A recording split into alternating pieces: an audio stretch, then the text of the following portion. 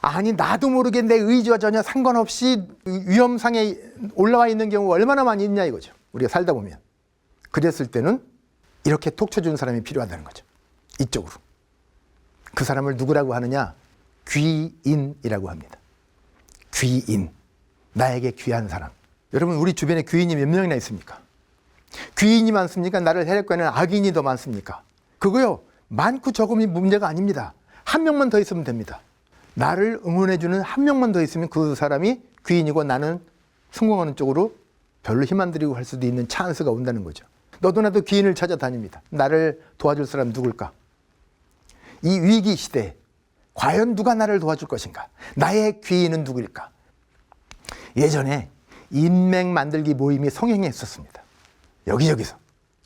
저도 몇 군데 초대돼서 가서 강의도 해봤습니다. 근데 사람들이 막 300~400명씩 막 대강당에 모여있는데 조건이 뭐냐면 명함 500장씩 명함을 만들어 오기, 오는 사람 다 서로 명함 주고 받는 거예요. 그게 이제 거기 행사, 주 행사예요. 저는 그냥 특강으로 갔고, 쉬는 시간에 가만히 보니까 명함을 주고받는 눈빛들이 수상해요. 어떤 명함은 받으면은 아이고 반갑습니다 그러면서 막 여기다 잘 꼽아놓고, 어떤 명함은 보자마자 그냥 다른 사람만 만나가기 바쁜 거죠. 300명, 500명 만나야 되니까 막 정신없어요. 명함 주고받고. 거기서 제가 깨달은 게 뭐냐? 아, 이 모임은 망하겠구나. 머지않아 망하겠구나. 왜요? 거기 온 사람이 제가 본 바로는 나를 도와줄 사람이 누구냐? 이것만 계속 혈안이 돼서 찾아다니고 있지, 명함을 주고받고 있지, 내가 귀인이 돼서 저 사람 도와줄 사람은 찾는 사람이 안 보이더라는 거예요. 제가 볼 때는. 제가 잘못 보지 않았을 거예요. 아마 눈빛들이. 이분이 날 도와줄 수 있을까? 사업을 확 밀어줄 사람이 누군가? 연관이 될까 안 될까? 이해타산해서 명함은 여기다 넣거나 바주주머니 넣거나 아니면 버리거나. 결국 2회부터는 그 모임들이 없어졌습니다. 그렇죠. 귀인은 그래서 찾아다녀서 나한테 찾아와서 그건 수호천사 같은 게 귀인이 아니라는 걸 깨달았습니다. 그래서 저는 이렇게 얘기하고 싶습니다. 귀인은 만나는 것이 아니라 만드는 것이다. 누가? 내가 귀인은 만들어야 됩니다. 그러면 귀인이라는 그 상대방도 역시 사람이다. 사람. 그 사람도 연약하고 부족한 부분이 있는 사람일 뿐입니다. 누구나가. 그렇다면 내가 귀인이 돼야지 사람들이 나한테 다가올 거 아닙니까? 내가 귀인이 되지 않고 내가 악인이 되는데 누가 나한테 귀인의 역할을 하겠습니까? 그러니까 귀인을 만나려면 내가 귀인이 되는 수밖에 없다. 역시 이미지 메이킹이 바로 그런 거를 계속 갖고 나가는 방법이라는 거죠. 예전에 어느 외국에 그 유색인종을 너무나 막 싫어하던 이상한 교수 한 명이 있었다고 합니다. 실화랍니다. 그래서 식당에서 딱 그 교수님이 식사하고 있는데 어떤 유색인종 학생 하나가 식판 가지고 교수님 앞에 딱 앉아서 식사를 막 하더라는 거예요. 그 교수가 밥맛이 떨어져 가지고 한마디 했답니다. 이봐 학생, 나 여기 교수인 거 알지? 자, 새하고 돼지하고 같이 겸상으로 식사하는 건 아니잖아? 이렇게 얘기했다는 거예요. 참 심한 말이죠. 그죠? 그런데 그 순간에 그 학생의 한 말이 유명해졌다는 거예요. 예, 교수님 죄송합니다. 제가 다른 데로 얼른 날아가겠습니다. 했다는 거예요. 그러면 남아있는 사람이 누가 된 거예요? 학생이 날아갔으면 새하고 돼지 중에 교수가 돼지 된 거 아니에요? 기억했겠죠? 공부 시간에 질문했답니다.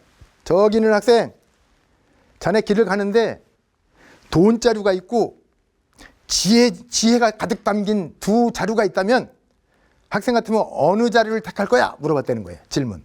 그러니까 이 학생이 바로 얘기했답니다. 저는 당연히 돈자루입니다. 이랬다는 거예요. 그 교수가 그랬다니까. 그럴 줄 알았어 내가. 나 같으면 지혜의 자루를 택하겠다. 나 같으면. 이랬다는 거예요. 그러니까 이 학생이 바로 얘기했답니다. 각자 부족한 것을 원하는 거 아니겠습니까? 이랬다는 거예요. 그럼 누가 지혜가 부족한 거예요? 열받았겠죠? 그래서 시험지, 답안지 성적 쓰는 데다가 그 교수가 이 학생의 성적을 멍청이 이렇게 썼다는 거예요. 멍청이. 딱 나눠줬는데 이 학생이 딱 확인한 다음에 질문했답니다. 교수님, 제 시험지 점수판에는 점수는 안 적혀 있고 교수님 사인만 들어있네요. 이랬다는 거예요. 그럼 이제 누가 멍청이가 된 겁니까? 그 학생이 누구냐? 인도 수상을 역임한 마하트마 간디 학생이었다는 겁니다. 교수와 학생 사이는, 스승과 제자 사이는 정말로 가장 귀인과 귀인의 관계로 발전할 수 있는 거 아닙니까? 그런데도 불구하고 어떤 대화의 맥락을 잡아가느냐에 따라서 관계가 끊어질 수도 있고 정말 귀인 관계로 발전할 수 있다. 그래서 우리는 다리를 늘 중시합니다. 다리. 이런 다리 괜찮죠? 넓고 튼튼한 다리. 이런 다리가 있으면요, 이런 소통이 되지 않겠습니까? 원활한 소통. 그죠? 생산성이 높아지겠죠. 그런데 다리를 만들어 놨더니 다리가 이런 다리가 돼버리면 어떻게 될까요? 다리 스스로 자기가 권력을 생산해 가지고 권력 행사를 한다. 오가는 사람들은 어떻게 될까요? 소통이 고통이 되지 않겠습니까? 다리 역할이 뭡니까? 국가 지도자들, 공직자들, 또 중요한 리더들, 사회 어른들 전부 다 다리 역할을 크고 작고 넓고 작고 하고 있는 거 아닙니까? 저런 다리가 되면 안 되겠죠. 완장차는 그런 모습은 고통을 초래합니다. 근데 이런 다리도 있을 수 있어요. 상상해 보니까. 나 같은 게 이까짓 게 그런 일을 어떻게 합니까? 저는 그냥 쉴래요. 그러면 그 다리는 차라리 다른 사람의 다리가 있는 게 낫지. 오가는 사람들은요, 우울에 빠지게 됩니다. 열등감은 우울을 동반하게 돼 있으니까, 심리적으로. 자, 이런 다리도 있을 수 있죠. 기울어진 다리. 처음에는 온전했겠죠. 공평한 다리였는데 점점 어떤 이유에서 기울어진 다리. 이렇게 되면은요, 저런 다리가 사회 곳곳에 있다는 거죠. 그러면요, 편견만 난무하게 됩니다. 이게 무슨 편견이냐면, 내려가려는 사람들과 올라가려는 사람들이 말이 다른 말입니다. 언어가 달라집니다.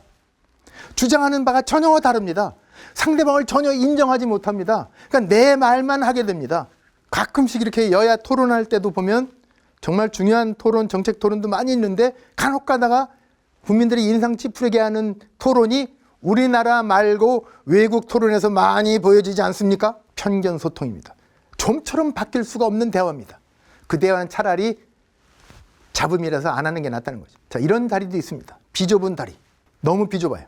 그럼 저 다리는요, 할 말이 제일 많은 다리입니다. 나같이 아담한 다리 나와보라고 그래요. 나같이 예산 조금 들어간 다리 나와보라고 그래. 할 말이 제일 많아요. 그냥 제일 시끄러워요. 사람으로 치면. 시끄러운 사람. 비좁은 다리예요. 그럼 오가는 사람들은요, 복잡해집니다. 참 힘들어집니다. 저 다리도 할 말은 있죠? 나도 다리다. 그럽니다. 그런데요, 그 다리 목적이 부실하면 온통 불안한 사회가 되죠. 그러면 뒤에선 밀고 앞에선 떨어지고 함몰되는 소통이 이루어질 수밖에 없다는 겁니다. 자, 여러분과 저는 나에게 맡겨진 다리 역할이 어떤 역할이 돼야지 이 사회가 더 행복할지 한번 이런 기회에도 생각해 볼 필요가 있겠습니다.